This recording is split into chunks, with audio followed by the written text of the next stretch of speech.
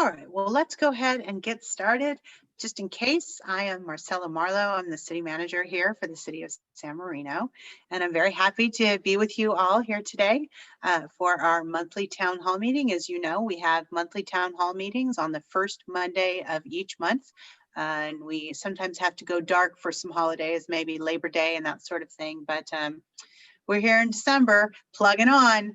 Each meeting is about a different topic, whatever's interesting for you. So if there's a topic that you've been dying to hear about and we haven't covered it, please go ahead and let us know. You can certainly submit it in the chat box if you'd like, or you can email us here at San Marino City Hall.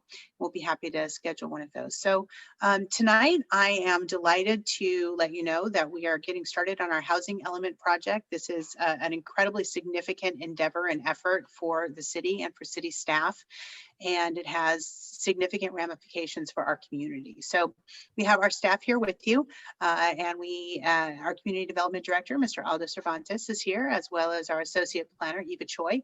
And this is actually Ms. Choi's project, and she'll be taking you most of the way through it. But before I turn it over to her, I would just remind everybody that following this town hall, which will run until 7 o'clock or until we exhaust your questions, whichever comes sooner, there is a Public Safety Commission meeting. So if there are other issues that are near and dear to your heart, please don't hesitate to go to our website and find the login information for the Zoom meeting for our Public Safety Commission and join them as they conduct some other important business for our city. But without any further ado, Mr. Cervantes, I will turn it over to you.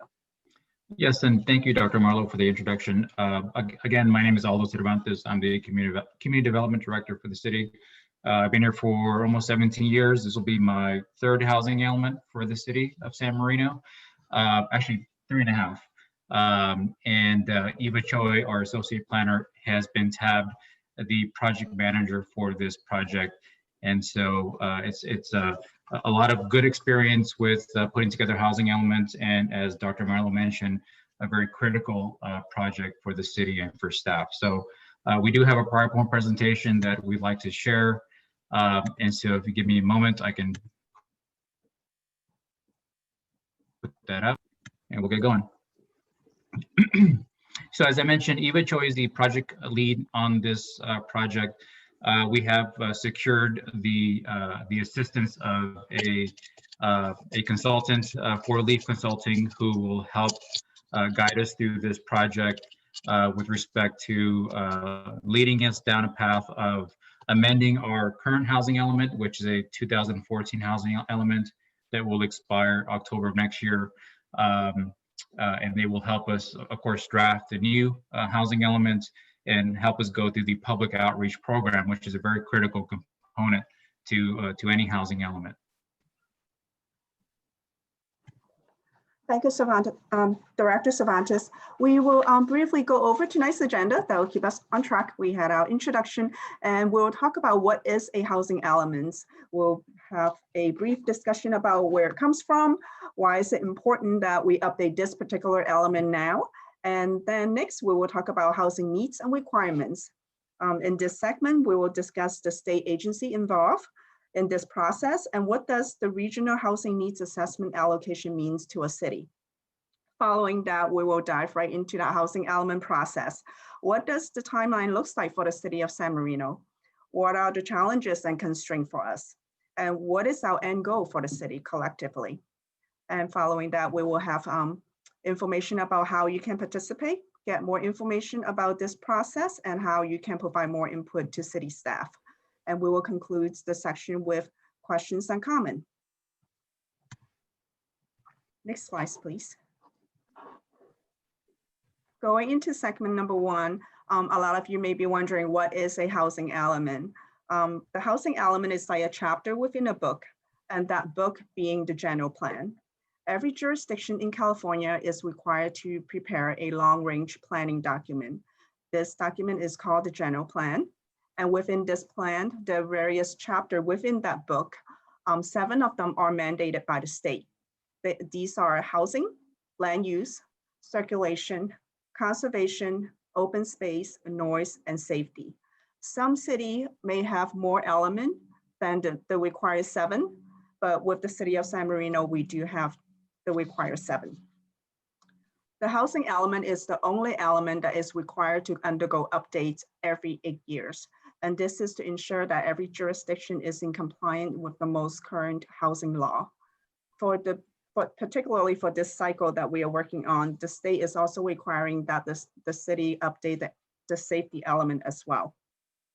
Unlike other elements within the general plans, which typically get updated about every 20 to 25 years, the housing element again get updated more frequently. And this is a result of the 1980s comprehensive revision to the state housing law. At that time, the state realized that each jurisdiction needs to have more aggressive housing plans to meet each city's anticipating housing needs. So now the question is, who and how does the state determines housing needs for each jurisdiction? The state is at the Capitol Hill, far, far away from us. So there is the Department of Housing and Community Development. They do an assessment, and this assessment is called the Regional Housing Needs Assessment. Based on this assessment, a number comes up, and that number is then provided to an organization called the California Association of Government. This organization then divvy up this big number to the county within the Southern California region, and there are 6 counties within the Southern California region. And among us, there are 191 cities, San Marino being one of them. And of course, we receive a number as well, just like other jurisdictions within the state. Before we go into the number that is allocated to the city of San Marino for the current cycle, I will turn over to Director Cervantes so he can go over the current housing stock and condition in the city now before we go into the future. Yeah, so most importantly is we have a 2014 housing element that has been certified by the state. It's been certified by the Housing and Community Development Agency, who is responsible for reviewing and adopting these documents of every city in the state of California. I'm proud to mention that this is the one and only ever compliant housing element for the city of San Marino. And all prior housing elements, unfortunately, did not receive compliance or certification of the state. The current housing element, 2014 through 2021, it did develop or was assigned a RHNA allocation of approximately 17 units, which I will say that we were able to accomplish last year, and now we're at a building surplus with housing units in the city. Unfortunately, this housing surplus we cannot use towards, of course, this current housing element process, as they'll just go as surplus and would not be counted. Part of any housing element document, there are very specific elements within the document. There are, of course, introductions to the actual document itself. There are population demographic information, special needs documentation, and demographic information as well. So a lot of graphs, a lot of tables that are updated pursuant to whatever census is available to the city. And so, of course, the main components of the housing elements, current and future ones, will include housing policy and objectives, as well as how to implement those objectives within a certain time period. And so in the case of the current housing element, being that it's an 8-year document, there are policies and objectives in there that within the 8 years of that document, we are required to implement those procedures. And one of them, of course, is the most known objective and policy, and that's the accessory dwelling unit ordinance, which is one of the reasons why we have a compliant housing element at the moment. And so Eva, go ahead and you can continue on with the conversation and the presentation. Yes, thank you. So with that said, we do currently have a certified housing elements. We would very much like to maintain that status for the coming up cycle. which is the cycle for the year 2021 to 2029. And this is the reason why we are starting this public participation process early on to make sure that the public get the chance to provide input and we can work on a document that complies with state requirement and also achieve the goal and objective that we have within our community. So the regional housing needs assessment provide projection for additional housing units that is needed. The city is required to provide a plans as to how we go about allowing this number of housing to be built. We are not required to build it. We're not required to issue a building permit for it.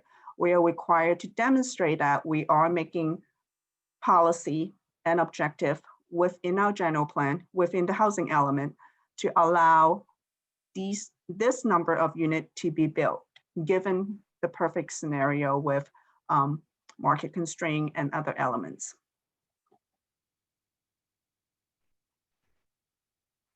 So this is a quick list of how the city get our housing assessment needs allocation.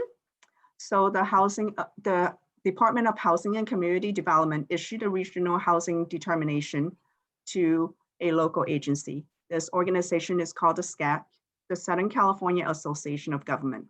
From there, they get a big number, and SCAG divvy up this big number into 191 cities. And the city of San Marino received a number, as I said earlier.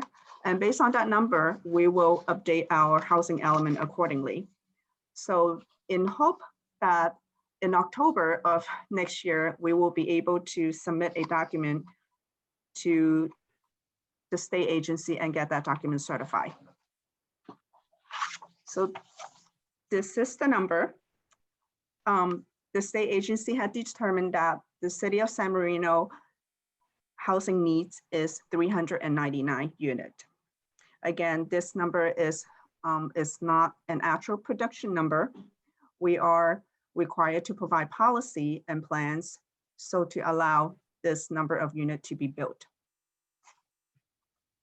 And so just so I jump in here fairly quickly, I think the point that we want to make, that we want to drive here is, this is not a building quota. This is not a situation in which we are bound by the state to see that 399 units are built.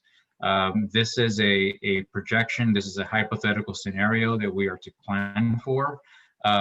In reality, we'll never likely come close to this number, and that's fine. This is not a situation in which the state will certainly come down on us for not meeting this goal. If the policies are in place and they adopt our housing element strategy, then it's up to really the market to build these units, and not the city to go about building these units or to see that these units are built. So we want to make sure that's very clear that this is not a building quota. This is just a hypothetical a scenario or number given to us by the state, and we are just to create policies to hopefully get to that goal. So this is the timeline that we're working with, and I want to share with you because we know that at the very end of the day, next October, our goal is to get the housing element certified. But let's work our way back to current time, where we're in December, which is the winter of 2020. And this is the very first public outreach event that we are having for the housing element update. So we are kicking off our initial community outreach. Following that, we will have several study sections, which also includes an online survey that we will provide to the public and member of the community so they can provide us their input. We will then draft the elements in March of 2021. After that, we'll present that draft element to City Council and Planning Commission. We'll also make amendment based on Council's and Planning Commission's direction. And once we get the draft element done, we will submit that element to the state agency for review. Hopefully, we'll have enough time to do that, and we'll come back in September for Planning Commission adoption, and ultimately we can get a housing element certified by October of 2021. Thank you. So as we embark on this process to update this housing element, we need to keep in mind that although we have a big number, which is 399 units, but at the same time, we need to make sure that we are revising our housing element in a way that also complies with a list of Assembly Bill and Senate Bill that's been adopted since 2017.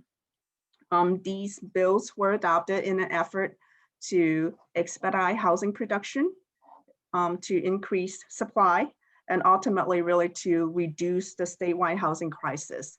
And all of this is done at the state level. It gets passed down to the city level, and we are in a place that we need to make sure that our housing elements is in compliance with all of these Assembly Bill and Senate Bill. And this is the reason why we have our consultant on board to help us make sure that we are in compliance with all of these bills. This list is very exhausting, and it is nearly impossible for staff to make sure that we are in compliance with all of these requirements at the staff level in-house. Next, please. Yeah, and I do want to add here that a lot of these Assembly bills and Senate bills, some of them are procedural requirements where we are to take this housing element process through a very specific, outreach program to obtain a lot of feedback and comments. And some of them are actually housing production bills. And the one very clear that some of you may recognize is SB 330, which is essentially the Housing and Affordability Act that allows for certain development proposals or projects with very little ability of the city to impose its development standards and most specifically your design review standards. So again, as Eva had mentioned, we're showing this list of housing laws to share with the members of the public how aggressive the state has been in the last number of years with respect to ensuring that states or cities go through a very specific process for implementing housing policy laws as they move forward. So this slide actually is a quick summary of what the prior slides is making us do. Very quickly, within the housing element update, we need to make sure that we address the fair housing issue, which has to do with providing housing for all income levels within the city. We need to identify sites that can provide these additional units to accommodate the required the regional housing needs assessments allocations. And most importantly, we need to demonstrate that we are updating our policy and strategy to meet this housing needs. When the State Department is reviewing our draft element, these are the elements, these are the issues that they will be looking for to see if the city has actually demonstrated good faith in updating the policy that will actually allow the number of units that they projected is needed within the city. Thank you.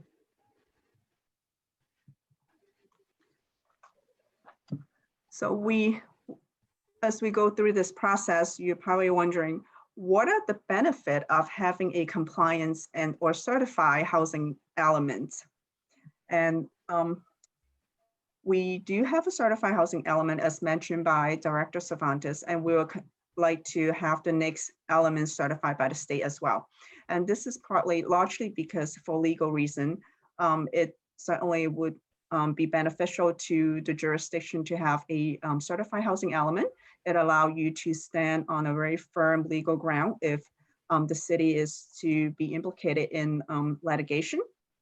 And it also additionally allows the city to be eligible for funding such as community development block grant, and allow the city to retain the discretionary ability to make land use decisions.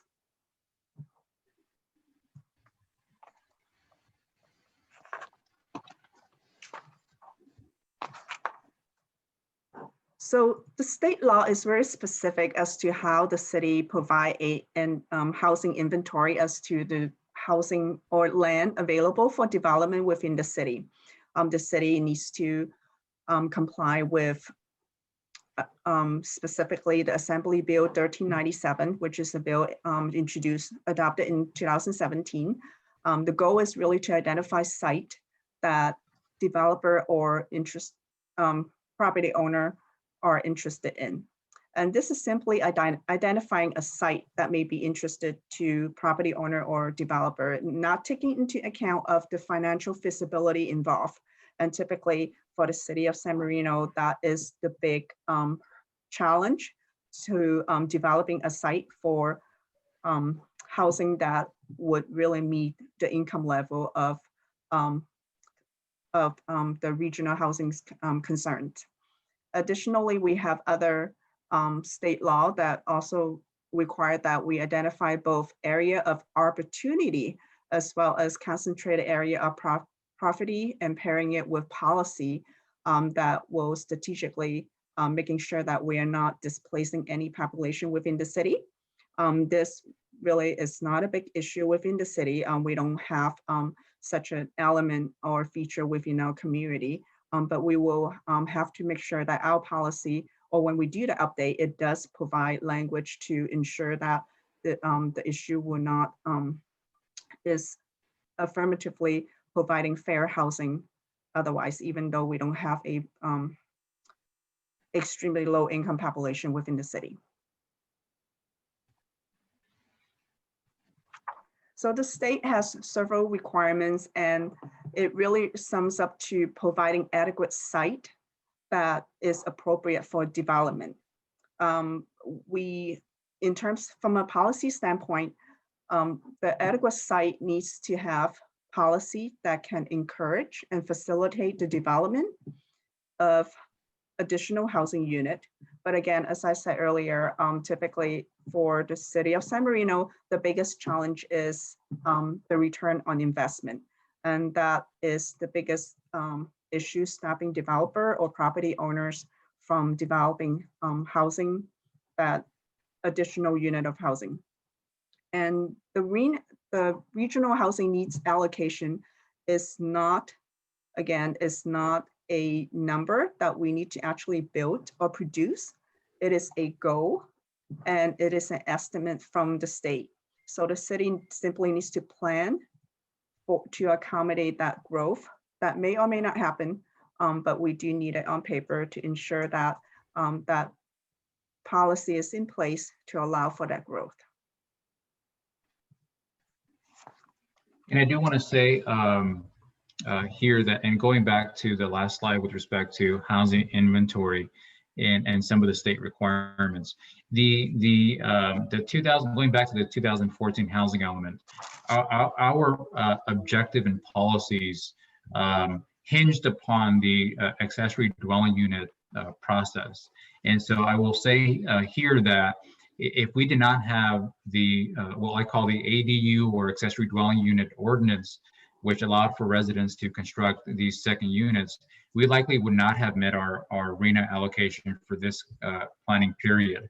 And so the strategy at that point for 2014 was really to take advantage of the ADU legislation and the laws that were in place. And because of that, we were able to satisfy our housing allocation. And so given that strategy was effective during the last housing cycle, we're certainly going to look at that as the primary housing objective and policy for this housing cycle. As of right now, we have about, I want to say roughly about 80 inquiries since the beginning of the year on ADU projects, and about 50 or so of those who are in the pipeline for either permitting or construction.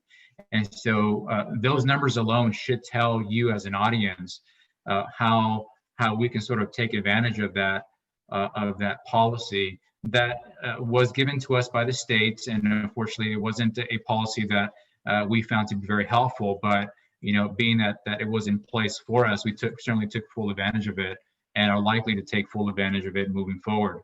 If we're seeing how these ADU projects are again, they're voluntary projects by individual property owners. We're not mandating anyone build them. These are individuals who reside in our city who voluntarily like to see an ADU on their property. And so being that they have been popular, I guess, for lack of a better word, we'll be using that as our primary focus towards meeting that our current RHNA allocation. And so understanding that we have about 80 or so now, we have to meet that 399 goal in 8 years. So understanding how 80 in less than a year, you can easily see how we can sort of meet that in an 8-year period.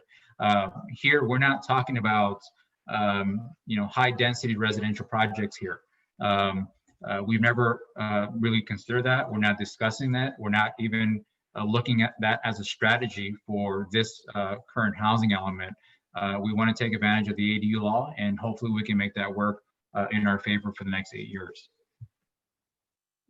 Go ahead, Eva. Thank you. So this is the last segment of the presentation, and we want to talk about public participation because it is very important to hear from the member of the community who lives in the community what your inputs are, your feedbacks, your comments, your concern. If you see any opportunity for a strategy to provide more housing within the community, staff will be coordinating an initial survey, which will be done through SurveyMonkey, and we will also have subsequent Zoom meeting to have more discussion about the housing element updates.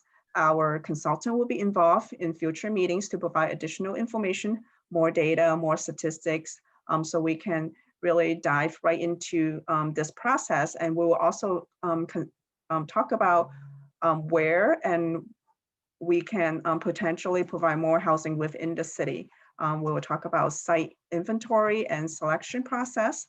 So we will just stay tuned. We will have more information posted on the city's website. There will be a dedicated email link where members of the public can submit their comments and input to get involved throughout this process. And thank you.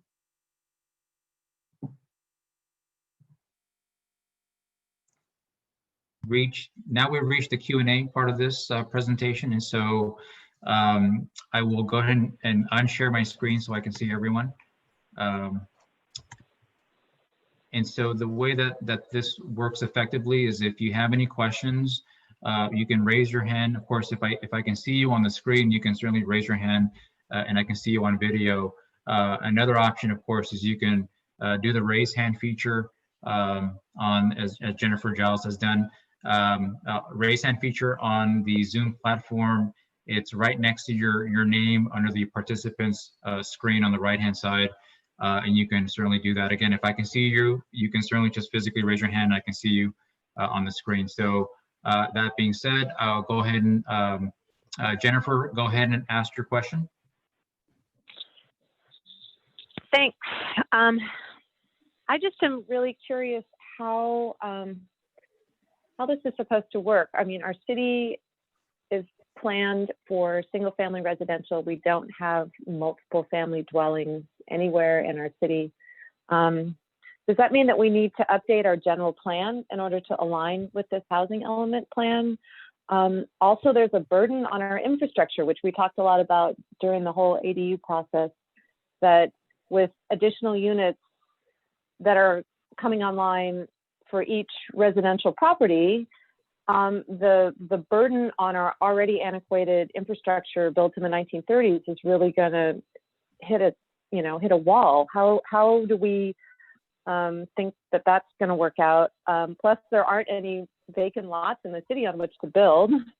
And then my last kind of question is, does this quota number go back to 0 each 8 years? So then maybe the next 8-year quota, instead of being 399, might be 450, 475, or do we get to recount those units that we've already earmarked as units that went towards the 399 number for this 8 years, or do we kind of have to go back to a 0 again? Sorry, Yeah, that's a lot of questions all at once. No, I understand all the questions, and we certainly don't have to go into our general plan to look at a multifamily residential ordinance. That's not going to be necessary at all. And so, as I mentioned prior to concluding the presentation, with respect to the ADUs and how we were able to use that to our benefit with the current housing element, and at this point gain a surplus for housing units. Since I'm on the topic of surplus, the state has gotten savvy to surplus housing units built that were not part of the RHNA allocation for any city. And what they've done is they've told cities by way of state legislation that you're not allowed to count any surplus units that were built outside of the RHNA allocation. And so, if we have 10 units that we built above our RHNA currently, we can't take those 10 and use them towards this 399. They've adopted laws that prevent us from doing that. We've for many years, and going back even to the 2007 housing element, where I argued with SCAG, and at that point we had 27 units and that was assigned to us. I had argued to SCAG capacity issues with the growing amount of housing units. Unfortunately, we haven't been able to use that, as they've sort of rejected our stance with saying that sewer capacity is certainly a problem. In fact, we have documentation that says otherwise at the moment, and so that certainly doesn't help us with that kind of situation or that argument. I am forgetting some of your other questions. Sorry, Jennifer.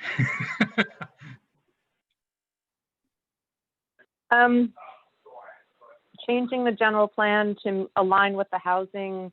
You talked about the numbers. If we go over, it's just lost units.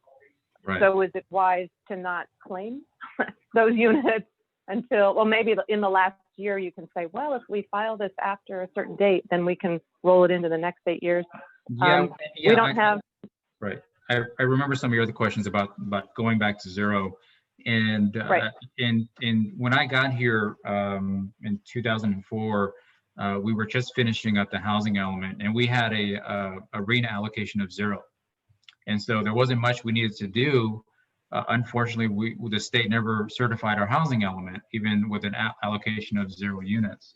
And then in 2007, they assigned us 27 units, which unfortunately we weren't able to gain a certified housing element.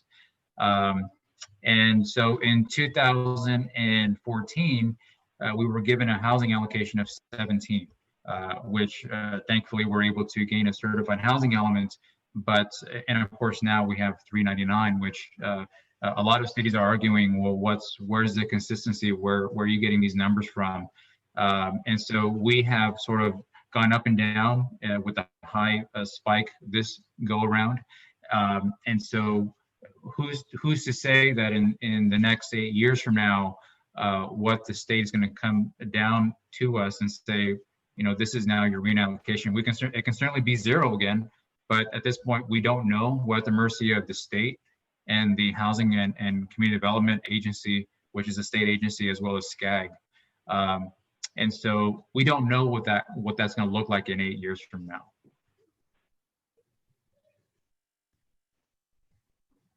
And so going back to, I think, one of your other questions about not counting those units and just telling the state that we haven't built anything. The issue with that is every year we are obligated by an April 1st deadline to report to the states the housing units that have been built. And if we essentially say that we haven't built any, when in fact we have, they will look at our building permit records to find out what has actually been built. And so I certainly don't want to take a position where we're not, coming forward with housing units to the state. I don't like that approach, in fact.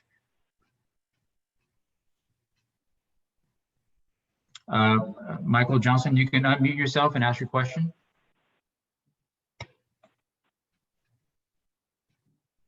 Am I unmuted, I think? I can hear you. Question is, used to be rules in the city about you could have 30% coverage or something like that, and the rest had to be open land. So you count the garage, you count the house, and so forth. has that been modified to allow what you could call them, the accessory dwelling units?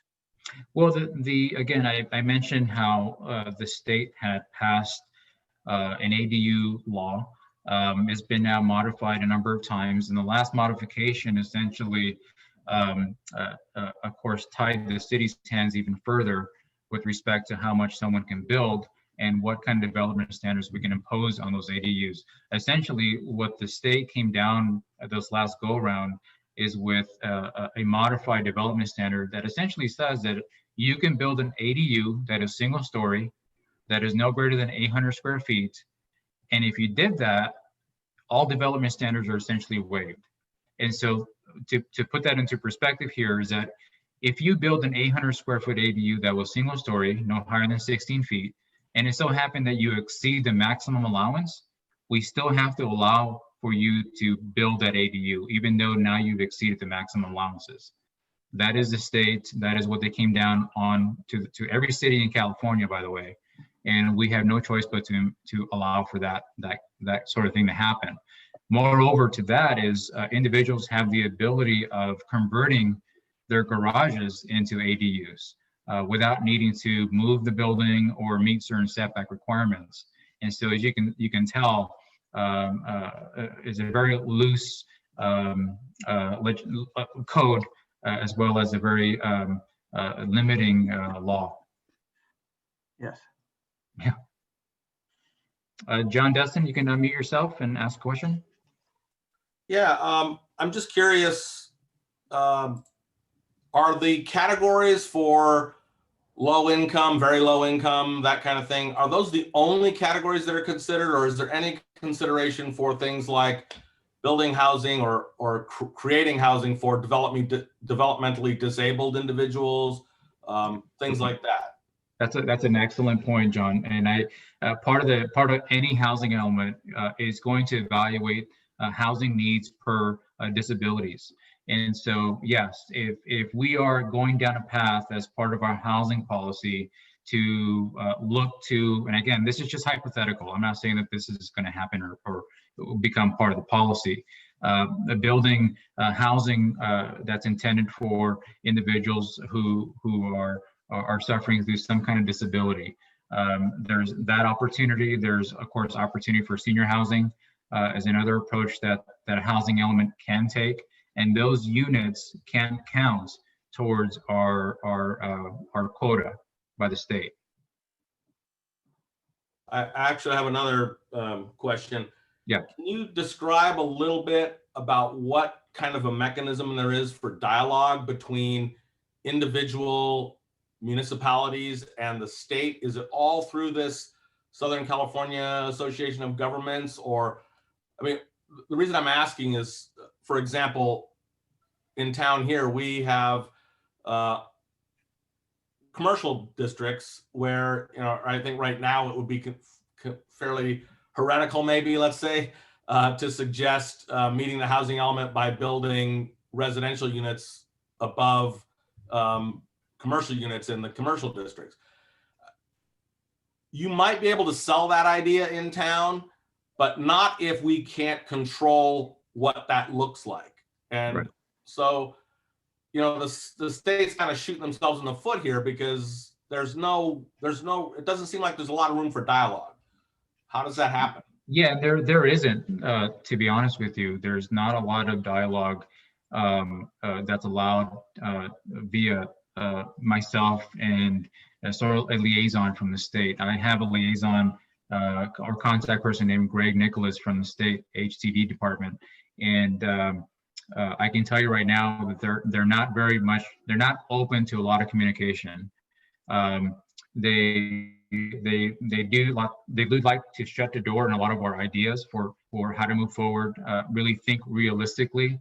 And I've argued for many years how some of their policies and methodology for coming up with these numbers are not realistic. And every single city in Southern California, I say across the state, is also having that same issue with the state and with their local COGS. In our case is SCAG is our local agency.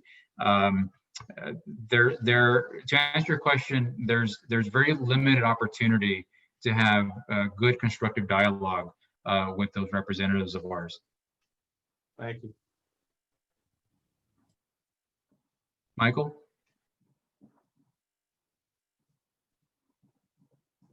Question, is there any a book or pamphlet or, well, it'd be a big book or something that describes all this stuff so you can, all the ABs and the SBs and so forth? Yeah, there's we could get, or I could get. Yeah, It the should best. be public.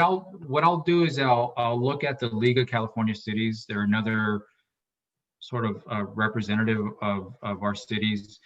They do publish a list of housing legislation, housing laws that give a brief summary as to what each law means and what it does for a city.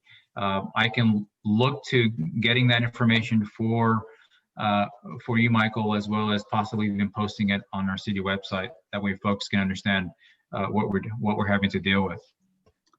Right, if it was not too long, I suppose they could have 100 pages of regulations that. It's a few pages long, yes. I will say this, that I know that it seems like a large number, and again, it's not a building quota.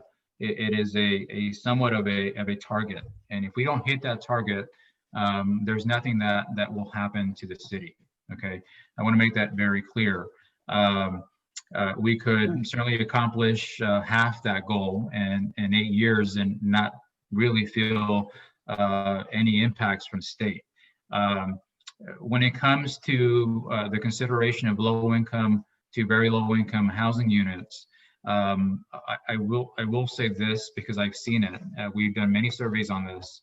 The ADUs that have been built so far, the ones that have qualified under low income to very low income units, is where property owners are housing, for example, scholars of the library or the Huntington Library, or students, so the multi-generational family type situation where the grandparents are living in those units. Those actually count as the low income category because of what they're charging for rent. In most cases, they're not charging anything for rent. In one case, the scholars is of the Huntington is being charged $500 a month to rent one of these ADUs, and that qualifies as a low income unit.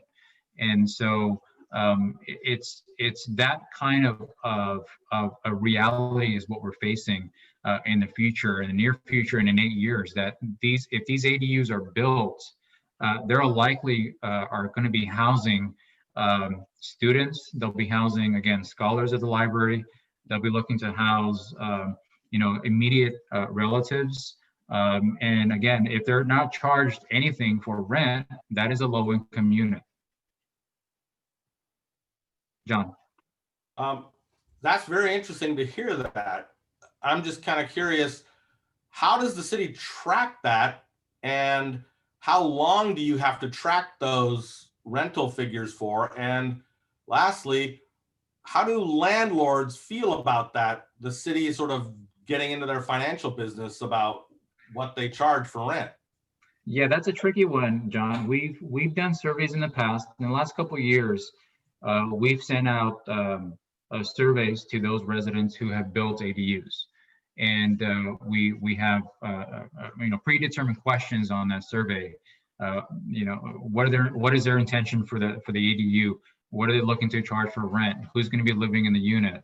How long will they be living in the unit? And so we ask very specific questions, and a lot of them are forthcoming with who's going to be living in the house. Some of them do say, well, that's kind of my business, but they still haven't to answer the questions. And so we go down a path of surveying those who have built them, and that's how we find out who they're renting it to what individuals. And that's why I'm able to say to you all that it's scholars, it's students, it's a multi-generational grandparents, a child who's coming back from college, living in those units. And in most cases, there are units that are being built to act as a pool house or recreational house, not so much as a rental opportunity. So maybe we could get like a civic pride movement going where people would build pool houses and then all their kids would come back from college and be charged $1 a month for rent, and we would solve our problem. Yeah, and I want to say, and that's a good point you make, it's not a problem to solve per se. And so we're not, unless someone wants to argue with me now on the Zoom, we don't have a housing shortage in San Marino. At least the last time I checked, I didn't feel like we had one. And it's just a matter of the state coming down to every city every 4 to 8 years and saying, this is what you need to, this is your goal. And I would say most situations, cities are not meeting those goals. And you're not hearing anything come from the state saying, those cities who are not meeting their goals are being, sued through litigation. So I'm not hearing that. We're likely to go through litigation, and this is a very, again, hypothetical condition. I don't see this happening, but you're more than likely to become a radar or on the radar of the state if you don't have a compliant housing element. If you have a compliant housing element and things are progressing forward, whether slow or in a streamlined fashion, they're not going to pay attention to you. You're off their radar. So the housing element is basically our way of establishing that our ordinances, our policies, our procedures are not in some way creating an artificial hindrance to that assigned goal. Right, and what Eva had mentioned, I think is very important, is the public outreach part of this. This is our document. We have the say as to what policies enter this document. If there's a policy direction, for example, senior housing, because we all feel there's a need for senior housing, then we'll go down that path. If the public says, well, we think we should put all our eggs into the ADU basket, then that's the policy direction we'll go for. And we'll identify 399 properties, single family properties that can build an ADU, and there you go, you're done. It's our document, it is your document, and whatever policy the residents want to see built in this document, now is the time, now it's within your control to manage this and how it move forward for the next 8 years.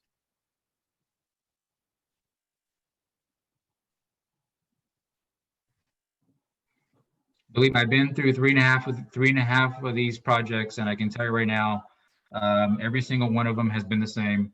The difference, of course, here now is the state is sort of passing a lot of housing legislation that, quite frankly, is a lot more scarier than the 399. SB 330, SB 35, Scott Wiener and all of his housing, potential housing bills that are out there. Those are the items that I lose sleep over, because those have a lot more limitations than a policy document like a housing element. The housing element is ours to drive. We unfortunately don't have a lot of say into SB 330 or some of these housing bills that are now in effect and are likely coming down the pipeline. That is the scary part of it. Okay, seeing no other questions, I think we're ready to conclude. Again, this is not the end, this is not the middle, this is the very, very early beginning of this project.